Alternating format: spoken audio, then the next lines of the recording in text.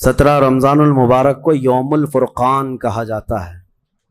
یوم الفرقان اس کا ایک نام ہے، یعنی حق اور باطل کے درمیان فرق پیدا کرنے والا دن، جس دن اسلام کی ایک عظیم جنگ بدر واقع ہوئی تھی۔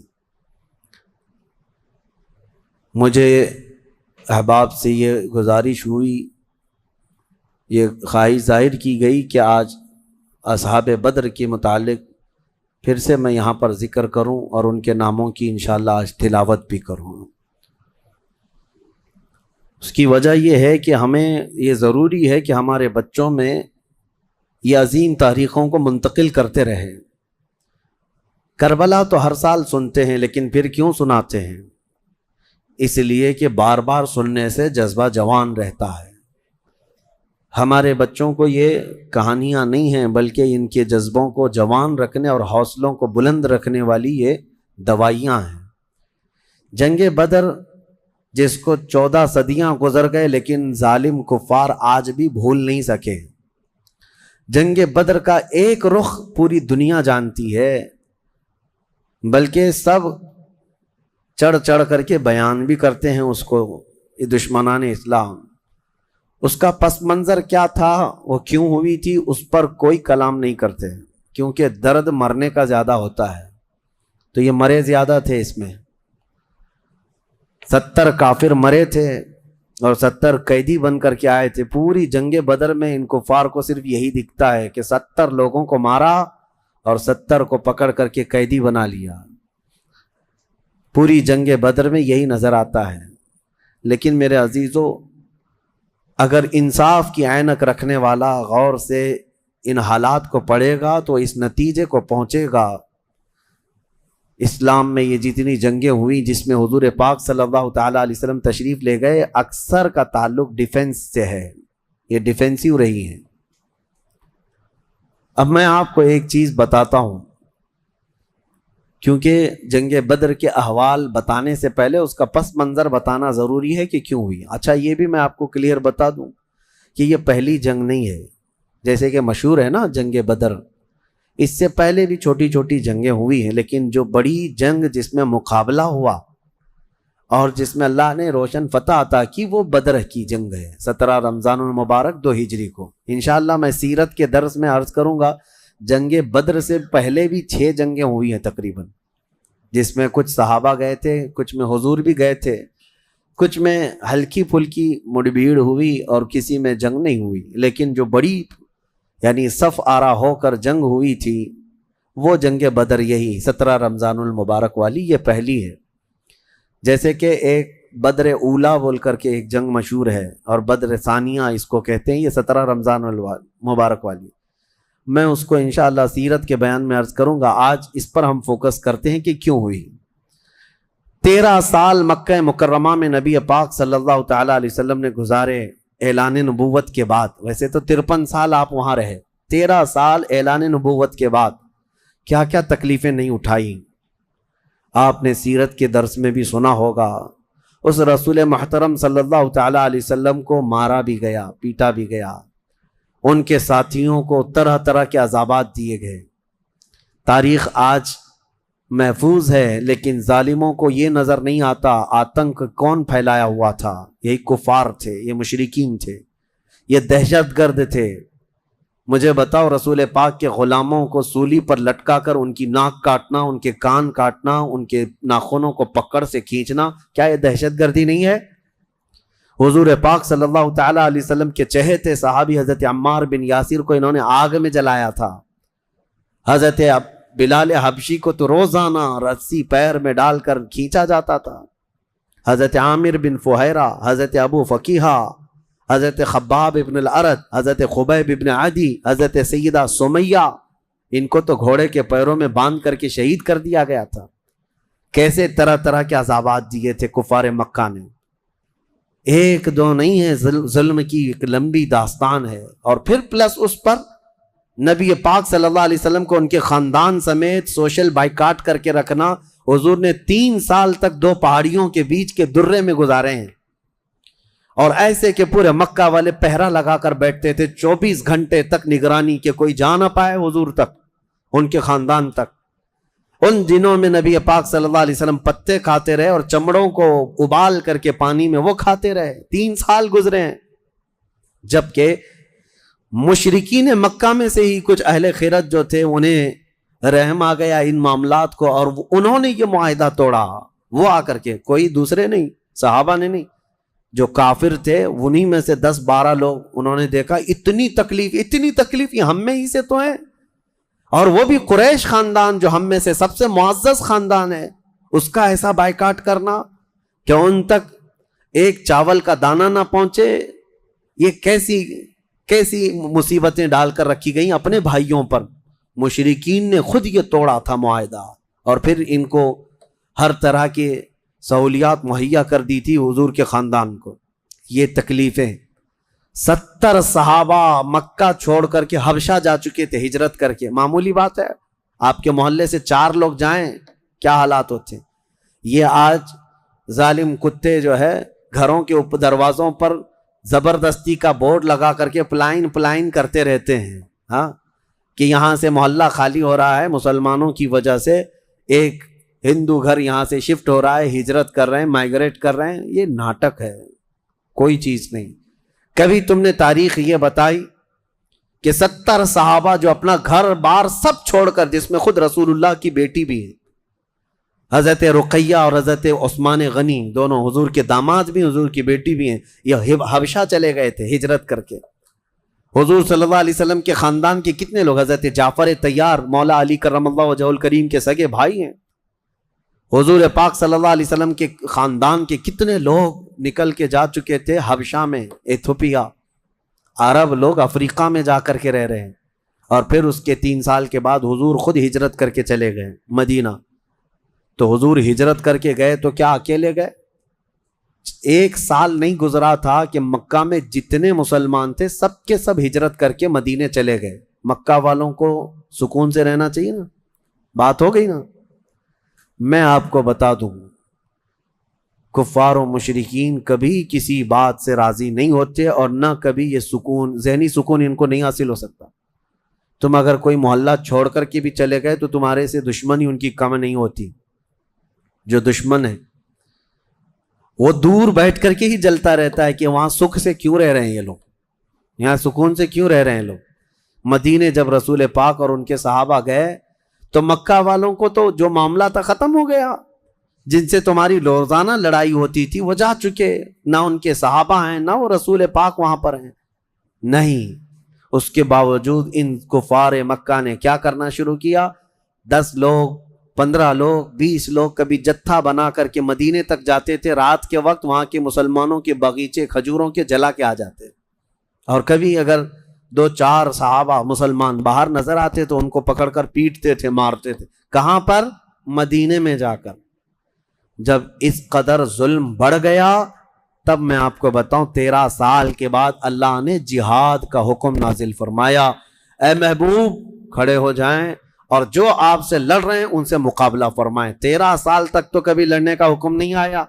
مدینہ طیبہ میں جانے کے بعد جب مسلمانوں کی اپنی ریاست بن گئی, وہاں اپنی ایک حکومت اسٹیبلش ہو رہی ہے, تب یہ جا کر کے اگر اس کے اندر دسیسہ کاری کریں, پیوند کاری کی بجائے وہاں جا کر کے شب خون ماریں رات کے وقت, تو پھر اللہ تعالیٰ کا حکم نہیں آئے گا. میں اس سے قبل ایک مثال سے پوچھا تھا آپ کو. یہ کہتے ہیں نا, آج بھی ہم نے 22ویں پارے میں ایک آیت پڑھی ہے, ملعونین اینما ثقفوا اخذوا وقتلوا تقتیلا. اس کو وہ 26 آیتوں میں گناتے ہیں جس کو یہ لوگ کہتے ہیں آتنک کا بڑھاوا دیتی. اللہ نے فرمایا لعنت کیے ہوئے لوگ ہیں یہ سب, جہاں پائے جائیں پکڑے جائیں اور ٹکڑے ٹکڑے کر کے مارے جائیں. یہ آیت ہے, اور یہ کہتے ہیں کہ یہ دیکھو آتنک کو بڑھاوا دیتی, یہی دیکھ کر کے مسلمان کاٹتے ہیں سب کو. میرے عزیزو, آیت جو نازل ہوئی کب ہوئی, یہی میں نے آپ کو یہی مثال اس سے قبل بتائی تھی. ہمارا دیش, ہمارا ملک امن و امان کے ساتھ رہ رہا ہے. 4 لوگ بھی اگر دشمن ملک کے ہمارے ملک میں داخل ہو جائیں تو ہائی اتھارٹی کیا حکم دے گی؟ سپریم کورٹ ہو یا وزارت داخلہ, ہوم منسٹری ہو یا کوئی بھی ڈپارٹمنٹ کے لوگ کیا حکم دیں گے؟ یہ 4 دشمن جہاں پائے جائیں ان کو پکڑو اور مار دو. پولیس کو تو آن دا اسپاٹ شوٹ کرنے کا حکم ہوگا, انکاؤنٹر کر دیں ان کا. کیوں؟ ہمارے ملک کا نقصان کر سکتے ہیں. یہی بات تھی مدینے میں جا کر کے جب مکہ کے کفار نقصان کر رہے تھے, صحابہ کو مار رہے تھے, حکم آیا کہ اب ان کے ساتھ نرمی نہیں, اب ان کے ساتھ لڑو اور اپنی جان کی حفاظت کرو. آج ہر ملک اتنا ڈیفنس کا اختیار رکھتا ضرور ہے. جاؤ گھس کر کے دکھاؤ کسی ملک میں, بغیر ویزے کے جائیں گے تو پکڑ کر کے مار ڈالیں گے, بارڈر کراس کرو تو شوٹ کر دیں گے, جبکہ چوری کرنے کی نیت نہ ہو تب بھی. لیکن اسلام جو مارنے آ رہے تھے ان کو مارنے کا حکم دیا. اب سنو بدر کیوں ہوئی تھی. مسئلہ یہ تھا, دوسری ہجری تھی, مکہ مکرمہ میں قافلہ تجارت کا قافلہ ملک شام جا رہا تھا. اچھا, اب شام کا جو لوکیشن ہے وہ مدینے کے پاس سے ہو کر گزرتا ہے. راستہ ایک شاہراہ ہے, یعنی جس کو کہتے ہیں ہائی وے, سب سے بڑا انٹرنیشنل ہائی وے اس زمانے کا, وہ مدینے کے پاس سے گزرتا تھا.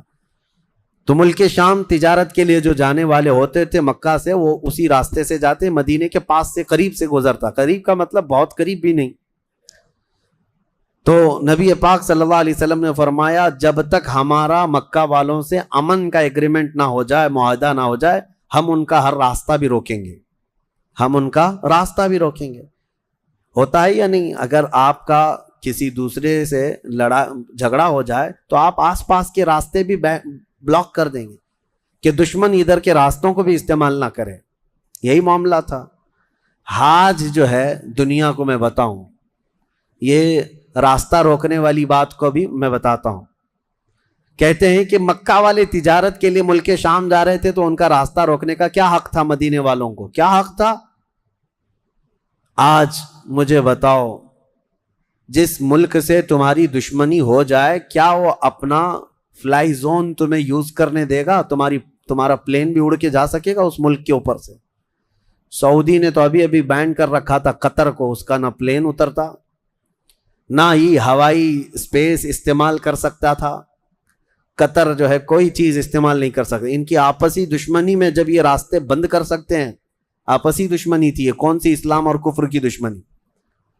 اسی طرح سے ایران پر جو پابندیاں ہیں, ایران کا ایک جہاز جس سے اس کے سفارتی تعلقات نہیں, کیا وہ اسرائیل کے اوپر سے اڑ سکتا ہے؟ نہیں اڑ سکتا. راستے تو آج بھی ان لوگوں نے بند کر رکھے, ایک دوسرے کی تجارت کے, ٹریڈنگ پابندیاں آج بھی چلتی ہیں. 1400 سال پہلے جب نبی پاک صلی اللہ علیہ وسلم نے صرف ان کا راستہ روکنے کی بات کی تو آج یہ پوری دنیا کے جو ماڈرن اپنے آپ کو کہتے ہیں اور بہت زیادہ ویل ایجوکیٹڈ سمجھتے ہیں, ان کے پیٹ میں درد ہونے لگتا ہے کہ یہ کیسا راستہ روکنے والا کیا سسٹم تھا. راستہ روکنے والا وہی سسٹم تھا جو آج تمہارا باپ روکتا ہے امریکہ. جس طرح سے لوگوں کے اوپر تجارت کی پابندیاں لگاتا ہے, جس طرح سے ہائی ڈیوٹی کسٹم لگا کر کے لوگوں کی اکنامک کو گراتا ہے, یہ تو وہی سسٹم ہے نا. لیکن نبی پاک صلی اللہ علیہ وسلم نے ایسا نہیں کیا تھا. صحابہ کرام کو مدینے سے کہا کہ دیکھو اگر ان کا قافلہ تجارت کا شام جا رہا ہے تو ہم جائیں گے, راستہ روکیں گے. حضور اپنے صحابہ کو لے کر نکل پڑے. یہ 17 رمضان جنگ بدر کی بات نہیں کر رہا ہوں, اس سے پہلے کی بات کر رہا ہوں. 6 مہینے پہلے حضور گئے, چند مہینے پہلے یا چند دن پہلے, ایگزیکٹ نہیں کہہ رہا ہوں. تو ابو سفیان قافلہ تجارت کا جو لے کر جا رہا تھا وہ سپہ سالار یا امیر قافلہ تھا. اس کو خبر ہو گئی کہ نبی پاک صلی اللہ تعالی علیہ وسلم اپنے صحابہ کے ساتھ میرا راستہ روکنے آئے ہیں, تو راستہ کاٹ لیا اور ملک شام دوسرے راستے سے پہنچ گیا. حضور پاک صلی اللہ علیہ وسلم کو نہیں ملا. حضور واپس مدینے آ گئے. کئی دن گزرے, ملک شام میں اس نے تجارت کی, خوب نفع کمایا اور واپس مکہ تو جانا تھا.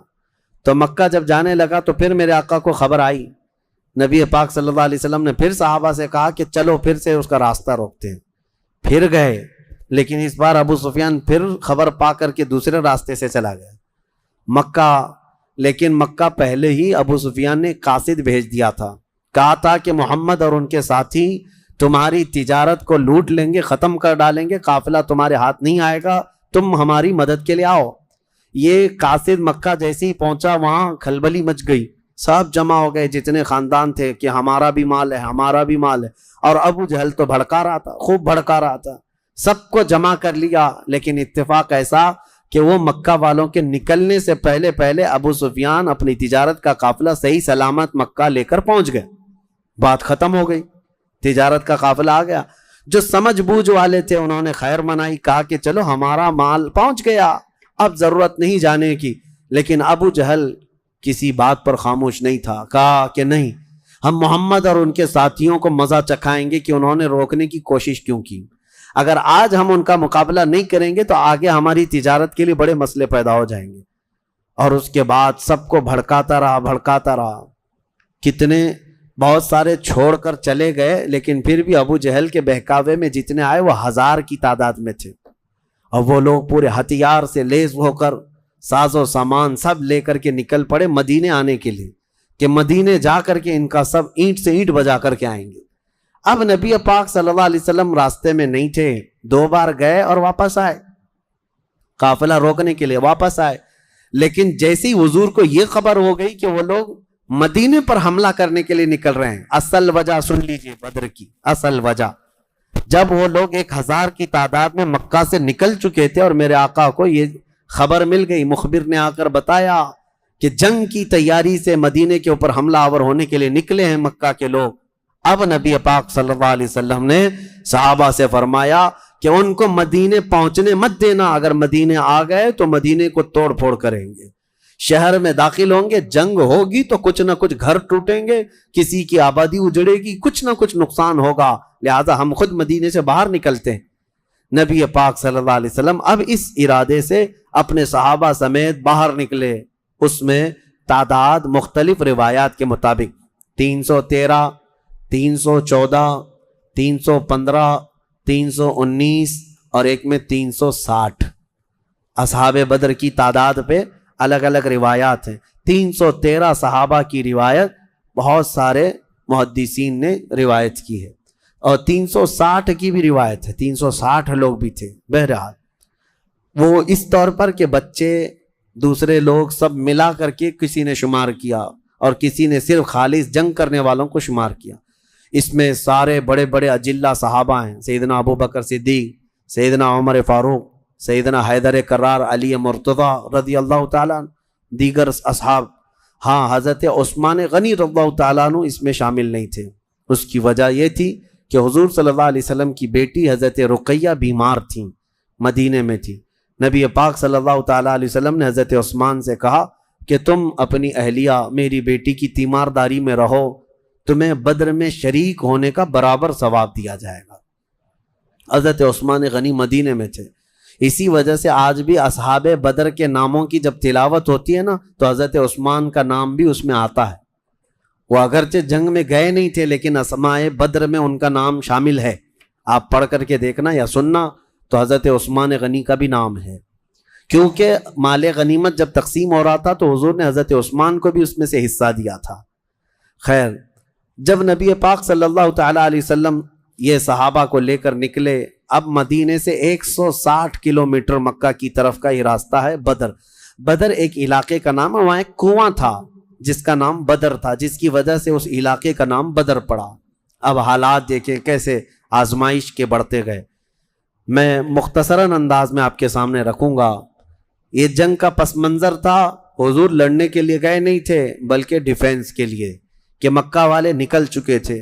اب مکہ والے آ کر جس جگہ پڑاؤ کیے وہ بھی بدر تھا، وہاں کنواں تھا، پانی تھا، اس کے لیے وہاں پر ان لوگوں نے بھی قیام کیا۔ میرے آقا صلی اللہ علیہ وسلم نے بھی اپنا لشکر انداز کر دیا، صحابہ وہاں پر اتر پڑے، سب کے خیمے لگ گئے اور کنویں کے پانی پر بھی قبضہ ہوا۔ اس کے بعد دیکھا صحابہ کے دل گھبرائے ہوئے تھے، کیونکہ حضور صلی اللہ علیہ وسلم اور صحابہ کو جو زمین ملی تھی وہ ریتیلی زمین تھی، بالو کی زمین، پاؤں دھس جایا کرتے تھے، اور کفار مکہ جہاں پر اترے تھے وہ تو سخت سپاٹ فلیٹ زمین تھی، مٹی کی زمین تھی، اور اس میں گھوڑے اچھی طرح دوڑتے تھے۔ یہ ریتیلی زمین پر گھوڑوں کے پیر بھی گھس جاتے اور انسانوں کے بھی۔ اچھا، یہ بات بھی میں بتا دوں، کل تعداد صحابہ اکرام رضوانُاللہ تعالی علیہم اجمعین کے ساتھ 313 صحابہ میں صرف 4 گھوڑے تھے. 4 گھوڑے. یہ 4 گھوڑوں پر بیٹھ کر کے گئے ہیں. کون سوار ہوا ہوگا؟ کون پیدل چلا ہوگا؟ اور اونٹوں کی کچھ تعداد. اس کے علاوہ تلوار سب کے پاس نہیں, اور جس کے پاس ہے ان کی سبزیاں بھی کٹتی نہیں. ان حالات میں تو وہ گئے تھے. نبی پاک صلی اللہ تعالیٰ علیہ وسلم کے ساتھ جب گئے, اب وہاں پر صحابہ اکرام کے دلوں کے اندر تھوڑی گھبراہٹ آنے لگی کہ ہم زمین اس طرح کی ہے, اور تعداد جب ان کی دیکھتے ہتھیار سے لیس, تو یہ عرض کرتے کہ کیا ہوگا. پہلی جنگ ہو رہی تھی نا, آمنا سامنا پہلی مرتبہ ہو رہا تھا. اب نبی پاک صلی اللہ تعالیٰ علیہ وسلم سب صحابہ کو لے کر رات کو بیٹھتے ہیں. اب اس میں جو نبی پاک صلی اللہ تعالیٰ علیہ وسلم کے سامنے صحابہ اکرام سے مشورہ ہو رہا تھا, اب وہ ایمان کی بات ہے. حضور نے صحابہ کی بات یہ سنی کہ جو مہاجرین تھے وہ یہ کہہ رہے تھے کہ انصار کا تو کچھ گیا نہیں, ہمارا گیا ہے. مکہ میں ہمارے مال لوٹے, ہماری جائیدادیں لوٹیں. انصار مدینے میں رہتے ہیں, مکہ کے کفار نے ان کا تو کچھ بگاڑا نہیں. ہو سکتا ہے کہ انصار جو ہے جنگ میں انٹرسٹ نہ لیں, ان کا کیا گیا ہے. یہ مہاجرین کی جنگ ہے, انصار جو ہے ہو سکتا ہے انٹرسٹ نہ لیں, وہ نہ آئیں. یہ ان کے دلوں میں بات تھی. حضور پاک صلی اللہ علیہ وسلم نے محسوس کر لیا, کیونکہ 69 انصار صحابہ اس کے اندر تھے. 69 بڑی تعداد ہوتی, 70 صحابہ تقریباً انصار تھے. اب دلوں میں جب یہ بات آئی مہاجرین کے کہ پتہ نہیں یہ لڑیں گے کہ نہیں لڑیں گے, کیونکہ ان کا تو کچھ گیا نہیں ہے نا. جیسے آج لوگ کہتے ہیں میرا تھوڑی نا اس سے کوئی مسئلہ ہے. تو پھر نبی پاک صلی اللہ علیہ وسلم نے رات کے وقت انصار صحابہ کو پہلے بلایا. سب بیٹھے ہوئے تھے, مشورہ کرنا تھا. سید الانصار حضرت سعد ابن معاذ رضی اللہ تعالیٰ عنہ انصار کے سردار تھے. بلایا اور پوچھا کہ تمہارا کیا مشورہ ہے, آپ کا کیا مشورہ ہے جنگ کے سلسلے میں. سنو, حضور پاک صلی اللہ تعالیٰ علیہ وسلم کی بارگاہ میں حضرت سعد بن معاذ سب سے پہلا جواب کیا دیتے ہیں؟ کہتے ہیں یا رسول اللہ صلی اللہ علیہ وسلم, پورے انصار کی طرف سے تو میں ترجمانی کرنے کے لیے کھڑا ہوں, لیکن میرے آقا کیا ہم بھی کوئی پوچھے جانے کی چیز ہیں؟ آپ کے سلسلے میں ہم بھی کوئی پوچھے جانے کی چیز ہیں؟ اور حضرت سعد ابن معاذ کہتے ہیں قسم رب ذوالجلال کی, مدینے سے برق الغماد یمن تک بھی آپ جائیں, انصار کا ہر بچہ آپ کے قدموں کے ساتھ ہوگا. آپ تو صرف بدر تک آئے یا رسول اللہ, اگر ہمیں پیدل یمن تک بھی لے جاتے ہم آپ کے پیچھے جاتے. ان کے الفاظ میں سناؤں ایمان تازہ ہو جاتا ہے. حضرت سعد ابن معاذ رضی اللہ تعالیٰ عنہ فرماتے ہیں یا رسول اللہ صلی اللہ علیہ وسلم, آج میں سارے انصار صحابہ کی طرف سے ترجمانی کرتے ہوئے, جس کو کہتے ہیں ریپریزنٹیٹیو, میں کھڑا ہوں, عرض کرتا ہوں میرے آقا اگر کسی کے ذہن میں یہ بات ہے تو وہ نکال دے کہ ہم صرف اپنے وطن میں رسول اللہ کی مدد کرتے ہیں, بلکہ اللہ کے نبی صلی اللہ تعالیٰ علیہ وسلم جس کونے میں جائیں گے انصار کو وہاں حضور پائیں گے. اب حضور کی بارگاہ میں عرض کرتے ہیں آقا آپ کو کل اختیار ہے, آپ کو کل اختیار ہے. اب سنو حضرت سعد ابن معاذ کے یہ بدر کے میدان سے ایک دن پہلے کے الفاظ ہیں, ایک دن پہلے کے الفاظ ہیں. یا رسول اللہ صلی اللہ علیہ وسلم آپ کو کل اختیار ہے, جس کا رشتہ ملانا ہے ملا دیجیے آپ, اور جس کو توڑنا ہے آج ہی آپ فرما دیں, ہم ہمیشہ آخری سانس تک کے لیے توڑ دیں گے. اگر آپ فرما دیں کہ اس کی بیوی اس کے لیے حلال نہیں, اس کا بیٹا نہیں, یا رسول اللہ آخری سانس تک ہم اس سے رشتہ توڑ دیں گے.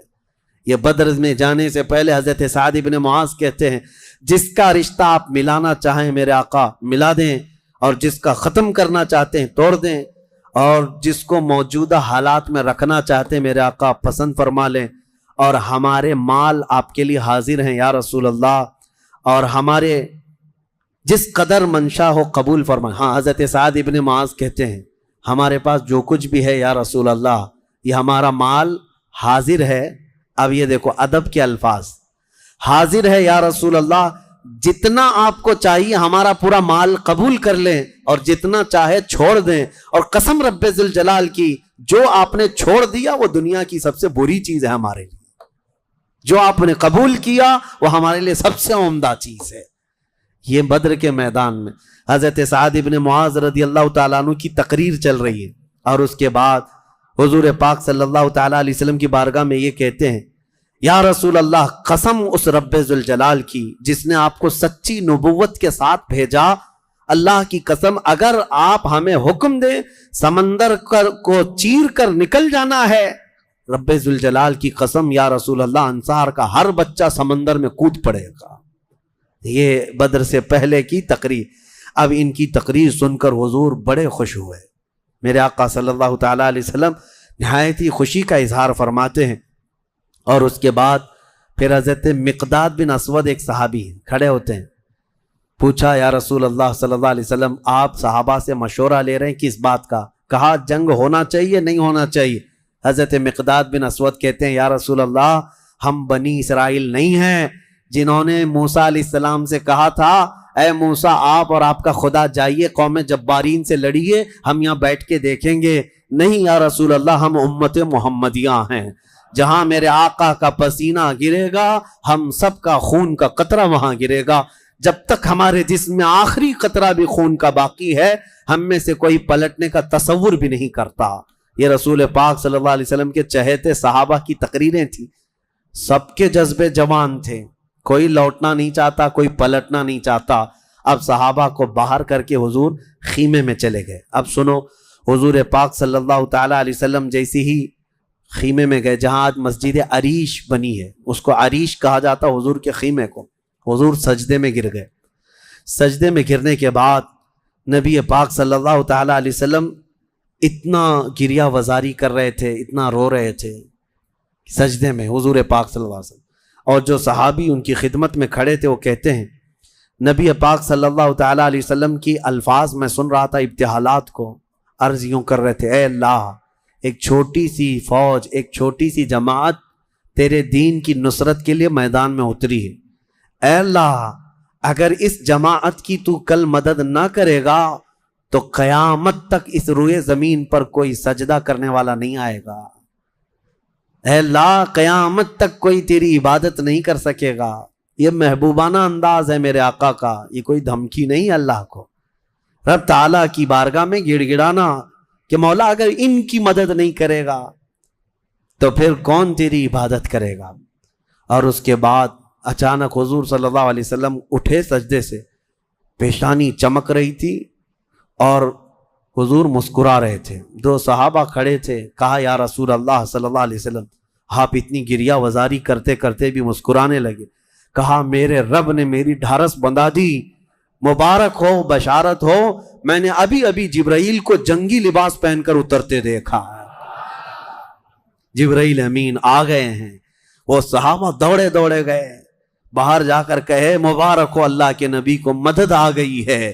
ابھی رات کا حصہ گزرا نہیں تھا کہ بارش برسنے لگ گئی۔ میرے آقا نے فرمایا میرے صحابہ اللہ کی دوسری مدد آ گئی۔ صحابہ نے پوچھا یہ کیسے؟ کہا جاؤ میدان میں دیکھو، ریت کی زمین پر بارش ہوئی تھی تو ریت پوری جمع ہو گئی، مضبوط ہو گئی، اور کافروں کی زمین پر بارش برسی تو کیچڑ ہو گیا، ان کے پیر پھسلنے لگ گئے، ان کے گھوڑے بدکنے لگ گئے، اور صحابہ کے پیر ریت میں بالکل مضبوط جم کر رہ گئے۔ حضور نے فرمایا بارش بھی اللہ نے تمہاری مدد کے لیے نازل فرمائے۔ صبح اٹھتے ہیں، صبح ہوتی، حضور اکرم نہیں، رات کے وقت ہی، ابھی رات کا وقت ہے، صحابہ کے دل کی تسلی کے لیے میرے آقا اپنے ہاتھ میں ایک چھڑی لے کر جاتے ہیں میدان میں، صحابہ پیچھے پیچھے ہیں، لکیر کھینچا، حضور نے فرمایا کل یہاں ابو جہل گر کے مرے گا، دوسری لکیر کھینچا اور کہا یہاں عتبہ مرے گا، تیسری لکیر کھینچ کر کہا یہاں شیبہ مرے گا۔ یہ بڑے بڑے پہلوانوں کے نام حضور گنا رہے تھے، صحابہ دل ہی دل میں خوش ہو رہے تھے، ان کا یقین کامل اتنا تھا نبی نے جو فرما دیا وہ ہو کر رہے گا۔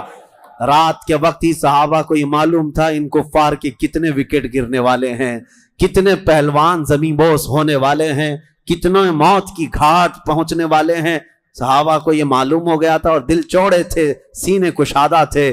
صبح ہوتی ہے، نبی پاک صلی اللہ تعالی علیہ وسلم ابھی اپنے خیمے میں تھے، عریش میں، میدان بدر کے خیمے میں تھے۔ ایک صحابی دوڑتے ہوئے آتے ہیں، آ کر کے بارگاہ مصطفیٰ میں عرض کرتے ہیں یا رسول اللہ صلی اللہ علیہ وسلم ہماری تعداد بڑھ گئی، ہماری تعداد بڑھ گئی۔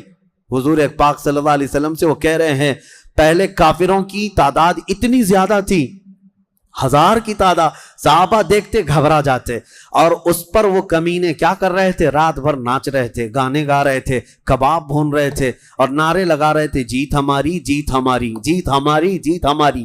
ان کے الفاظ تھے، اشعار گنگنا رہے تھے، اور رات بھر کھانا پینا، رقص سرور، ڈھول باجے سب چلتا رہا، اور ادھر صحابہ عبادت میں مصروف ہیں، اللہ کی بارگاہ میں گڑ گڑا رہے ہیں۔ اور صبح جب ہوئی تو ایک صحابی دوڑتے ہوئے آئے، کہا میرے آقا ہماری تعداد بڑھ گئی ہے، 313 نکلے تھے لیکن میدان میں اب بہت زیادہ ہو گئے ہیں ہم لوگ۔ حضور پاک صلی اللہ علیہ وسلم نے فرمایا میرے چہیتے جاؤ، وہ ہماری تعداد نہیں، اللہ کے ملائکہ آ چکے، اللہ کے فرشتے آ چکے تمہارے اس فوج کے اندر۔ صحابہ کہتے ہیں جب میدان میں ہم اترے، اب یہ 17 رمضان المبارک جمعہ کا دن تھا، یوم البدر، یوم الفرقان جس کو کہتے ہیں۔ میرے عزیزو، اسلام کی عظیم تاریخ پنہاں ہے، اس میں عظیم تاریخ پنہاں ہے۔ نبی پاک صلی اللہ تعالی علیہ وسلم کی طرف سے میدان بدر میں سب سے پہلے اترنے والے کون لوگ تھے؟ کون لوگ تھے؟ سب سے پہلے نبی پاک صلی اللہ تعالی علیہ وسلم کی طرف سے حضرت امیر حمزہ رضی اللہ تعالیٰ، دوسرے حضرت ابو عبیدہ بن جراح، تیسرے حیدر کرار شیر خدا علی مرتضی رضی اللہ تعالیٰ عنہ۔ یہ تینوں حضرات اترے، اور ان کے مقابل میں جو کفار آئے تھے وہ اپنے اپنے وقت کے بڑے بڑے پہلوان تھے، بڑے بڑے پہلوانوں کو انہوں نے اتارا تھا میدان بدر میں۔ اور جب مقابلہ ہوا تو سب سے پہلا وار حضرت امیر حمزہ کا سامنے والے پر پڑا، وہ گاجر کی طرح کٹ کر گر گیا ایک ہی وار میں۔ حضرت ابو عبیدہ بن جراح زخمی ہوئے، سامنے والے سے تھوڑے زخمی ہوئے، پھر حضرت حمزہ نے وہ بھی محاذ سنبھالا اور ان کے مقابل کو بھی مار کر گرایا۔ ادھر حضرت علی کرم اللہ وجہہ الکریم کی عمر کم تھی، اس وقت ان کی عمر زیادہ نہیں تھی، 23 سال کی عمر یا 25 سال کے اس وقت کی عمر تھی حضرت علی کرم اللہ وجہہ الکریم کی۔ اس وقت حضرت علی جب آئے بالکل جوانی، یعنی 20-22 سال کی عمر، مولا علی کرم اللہ وجہہ الکریم نے اس سے جب مقابلہ کیا تو ذوالفقار حیدری نے ایسا ضرب لگایا کہ اس کی لوہے کی ٹوپی کاٹتے ہوئے 2 ٹکڑے ہو گئے۔ پہلی مرتبہ بدر کے میدان میں آواز آئی تھی سارے صحابہ کی اللہ اکبر، یہ نعرہ تکبیر تھا جو سب سے پہلے بلند ہوا۔ فرماتے ہیں اس آواز کی ہیبت ایسی تھی کہ کفار کے خیمے ہل گئے اور ان کی صفوں میں ہلچل مچ گئی، دہشت طاری ہو گئی۔ صحابہ کے اسی نعرے کو دیکھ کر علامہ اقبال نے شعر کہا تھا، یہ نکلے تھے مڑی ہوئی تلواریں لے کر، کٹی ہوئی اور زنگ آلود تلواریں لے کر جن سے سبزی نہیں کٹتی تھی، لیکن جب نعرہ لگائے تھے اللہ کی مدد ایسی آئی تھی کہ یہ سب زمین بوس ہو گئے دشمن۔ اقبال نے کہا تھا کفر دم توڑ دے گا ٹوٹی ہوئی شمشیر کے ساتھ، کفر دم توڑ دے گا ٹوٹی ہوئی شمشیر کے ساتھ، گر تم نکلا جاؤ ایک بار نعرہ تکبیر کے ساتھ۔ یہ انہی صحابہ کا نعرہ تھا جب انہوں نے پہلی مرتبہ بلند کیا۔ یہ لڑائی چلتی رہی شام تک، شام ہونے نہ پائی، دوپہر تک اس لڑائی کو پہلے ایک بعد دیگرے، اس کے بعد پھر گھماسان کی لڑائی ہوئی۔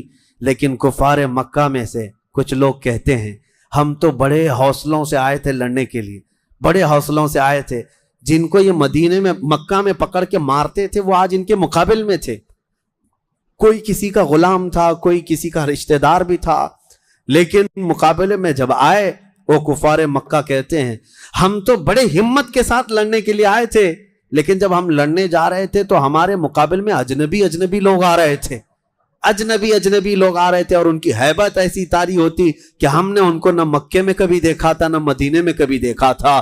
یہ وہ بدری ملائکہ تھے جو جبرائیل امین کی سپہ سالاری میں آئے تھے۔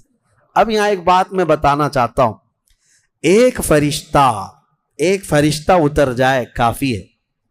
آپ کو پتا ہے قوم شعیب جب نافرمانی کر رہی تھی تو اللہ تعالیٰ نے عذاب کیا بھیجا تھا؟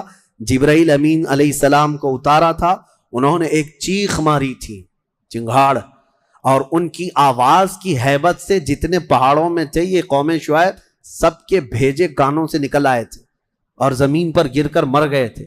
تو یہاں جبرائیل امین اکیلے آ جاتے، صرف آواز لگاتے، کسی کو تلوار اٹھانے کی بھی ضرورت نہیں، یہ 1000 پورے کیڑے مر جاتے۔ لیکن یہ وجہ کیا ہے؟ مفسرین نے فرمایا یقیناً ایک فرشتہ بھی مدد کے لیے کافی ہوتا، لیکن اللہ نے بدر کے میدان میں 5000 فرشتے اتارے، یہ عظمت مصطفیٰ کے لیے، یہ رسول اللہ کی عظمت کے لیے۔ کبھی کبھار تعداد جو ہے وہ شان بتانے کے لیے ہوتی ہے، عظمت بتانے کے لیے ہوتی ہے۔ ہاں ایک جھنڈا کافی ہوتا ہے، لیکن کبھی 10 جھنڈے لگاؤ تو اس کی عظمت بڑھ جاتی ہے۔ ہاں 2 باڈی گارڈ کافی ہوتے ہیں، لیکن 10 کھڑے ہو جائیں تو اس کی ہیبت اور طاری ہوتی ہے۔ یہ ایک انسانی ذہن بنا ہوا ہے۔ اللہ تبارک و تعالیٰ نے اپنے محبوب کی عظمت شان کی وجہ سے 5000 ملائکہ کو اتارا۔ اب یہ جنگ ہوتی رہی، اس میں صحابہ تو لکڑیوں سے جنگ کرتے رہے، سب تلواروں سے نہیں، کچھ صحابہ تو لکڑیوں سے جنگ لڑتے رہے، اور لکڑیوں سے کئی کو مار کے گرایا، اور 70 جو ہے موت کے گھاٹ اتر گئے۔ اور اس میں معمولی 70 نہیں تھے، بڑے بڑے گرو گھنٹال تھے، جتنے بھونکتے تھے مکہ میں بیٹھ کر۔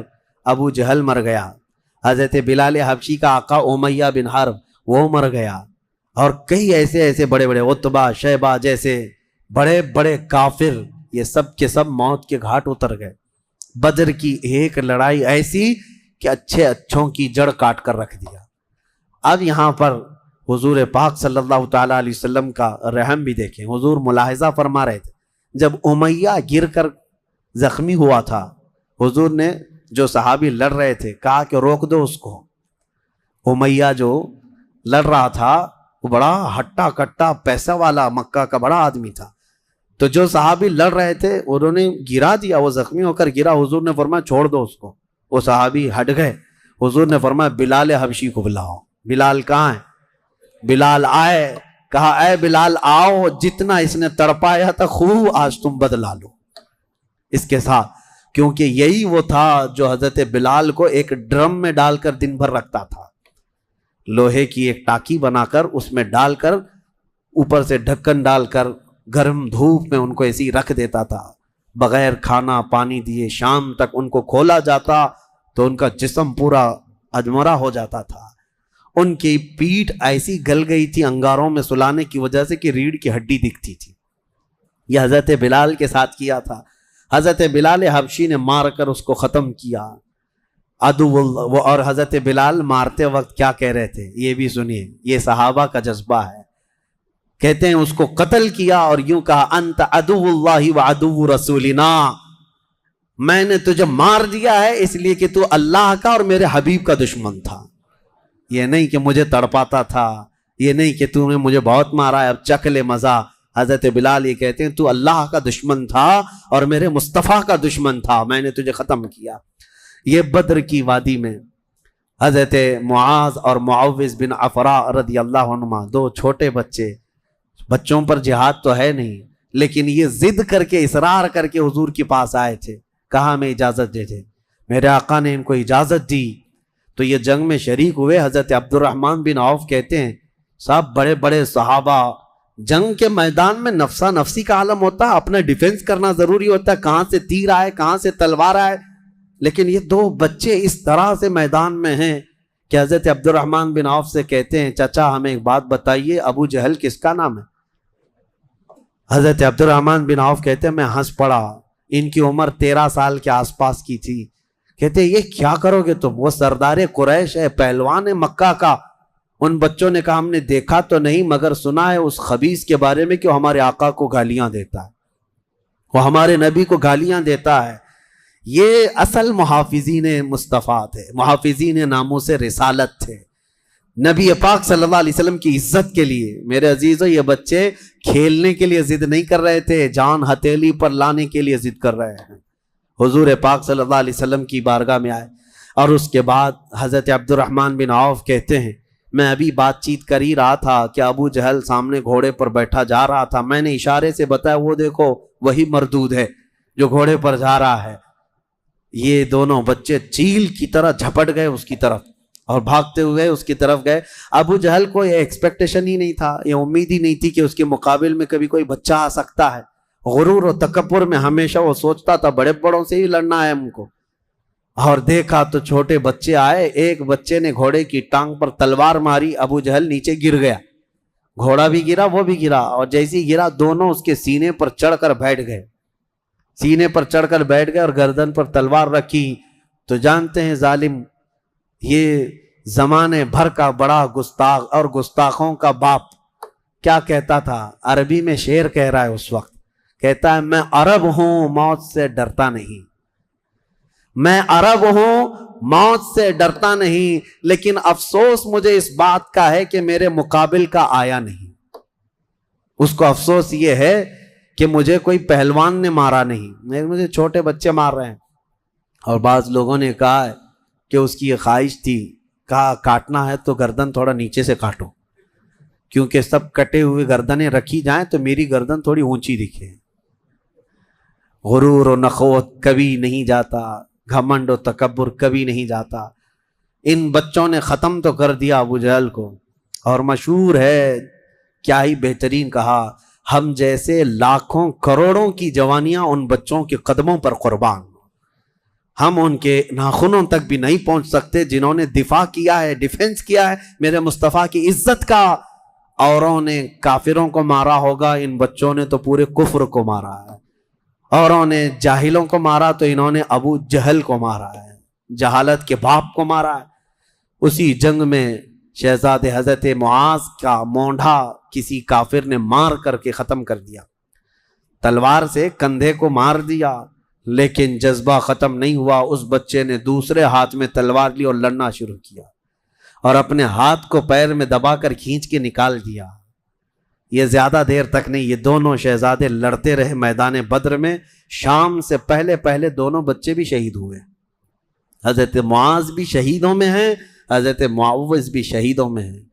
کس باپ کے یہ بیٹے تھے، کس گھر میں آنکھیں کھولی تھی انہوں نے، جہاں ماں کو قرآن کی تلاوت کرتے سنا، باپ کو محراب عبادت میں دیکھا، اور گٹھی میں ان کے پلایا ہوا تھا عظمت مصطفیٰ۔ سب سے پہلی چیز ہے میرے عزیزو، یہ جان دے چکے میدان میں نبی پاک صلی اللہ علیہ وسلم شام کے وقت جنگ کا پانسا کیسے پلٹا۔ یہ صحابہ ایسے گھستے چلے گئے ان کے صفوں میں کہ وہ ہیبت سے بھاگنے پر مجبور ہو گئے۔ مکہ کے کفار جتنے بھی تھے سب کے سب اپنا ساز و سامان چھوڑ کر میدان سے بھاگنے لگ گئے۔ وہاں پر اپنے مویشی چھوڑا، اپنے بہت سارے چھوڑا، یہاں تک کہ 70 قیدی پکڑ میں آئے اور 70 مارے جا چکے تھے، 140، اور صحابہ میں 13 شہید تھے، 1 زخمی تھے۔ 13 شہید ہوئے، 1 زخمی تھے، حضرت عبیدہ بن حارث، وہ بھی راستے میں جا کر شہید ہوئے۔ تو جنگ بدر کے ٹوٹل شہید 14 ہیں، باقی وہ 70 اور 140 پورے ٹوٹل یعنی قیدی ملا کر۔ شام کے وقت اب سنو میرے آقا صلی اللہ علیہ وسلم کا معجزہ۔ صحابہ کہتے ہیں حضور نکلے، میدان میں آئے، سب کافروں کی لاشیں ایک جگہ کھینچ کر لا کر گڑھے میں ڈال دی گئی، لیکن لاشیں دیکھنے کے لیے حضور میدان میں جا رہے تھے۔ صحابہ کہتے ہیں قسم خدا کی ہم نے دیکھا حضور نے جس کے لیے جو دائرہ کھینچا تھا وہ کافر وہیں گر کے مرا تھا، ایک بال بھی باہر نہیں تھا۔ حضور نے جس کے لیے لکیر کھینچا تھا وہ کافر اسی میں گر کر مرا ہوا تھا۔ حضور نے جو نشان بنایا تھا ابو جہل وہیں مرا ہوا تھا، عتبہ وہیں مرا ہوا تھا، شیبہ وہیں مرا ہوا تھا۔ آج کے منافقین کے لیے بھی یہ درس ہے، یہ دیکھیں جنگ بدر کی تاریخ کو، نبی پاک صلی اللہ علیہ وسلم ایک دن پہلے یہ بتا رہے ہیں کہ کون کہاں مرے گا، اور یہ ابھی تک اس بحث میں ہے کہ پیٹ پیچھے کا علم نہیں، دیوار پیچھے کا علم نہیں، یا اپنے جیسا نبی کو بھی قیاس کرتے ہیں۔ اللہ ہدایت عطا فرمائے۔ اب شام کے وقت سارے وہ لاشوں کو لا کر ایک گڑھے میں جمع کر دیا، اور جو مسلمان صحابہ تھے ان کی لاشیں جمع کی گئیں اور ان کو عزت کے ساتھ احترام کے ساتھ اسی بدر کے میدان کے قریب دفن کر دیا گیا۔ اور کافروں کی لاشوں کے پاس کھڑے ہو کر حضور نے پھر ایک خطبہ دیا، خطبہ دے رہے تھے، اور اس میں حضور صلی اللہ علیہ وسلم یہ فرما رہے تھے، اے لوگو، ہمارے رب نے جو ہم سے وعدہ کیا تھا وہ پورا کر دکھایا اللہ نے۔ بتاؤ تمہارا خدا جو تم سے کوئی وعدہ کیا تھا کیا تم کو بھی پورا کر دیا؟ کیا تم نے موت کے بعد وہ چیز پا لی جس کے لیے تم لڑتے تھے؟ صحابہ پوچھنے لگے یا رسول اللہ صلی اللہ علیہ وسلم آپ یہ کس کو سنا رہے ہیں؟ یہ مرے ہوئے کفار کو۔ حضور نے فرمایا یہ تم سے بھی زیادہ سنتے ہیں، مرنے کے بعد وہ تم سے بھی زیادہ سنتے ہیں۔ اسی لیے حضور پاک صلی اللہ علیہ وسلم نے فرمایا کہ مردہ لوگوں کی باتیں تو چھوڑیں، چلنے والوں کے پیر کے چپل کے نیچے جو آواز آتی ہے وہ بھی مردہ سنتا ہے، اس کے کان بڑھ جاتے ہیں۔